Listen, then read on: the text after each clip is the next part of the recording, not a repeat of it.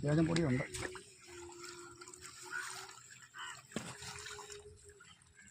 പറയാനില്ലല്ലോ.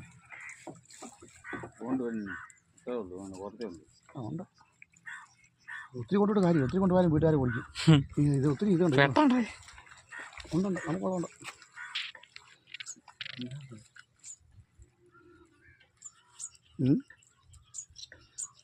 അങ്ങോട്ട് അവിടെ പോയത്? അവിടെ വേറെ കടമുണ്ടോ?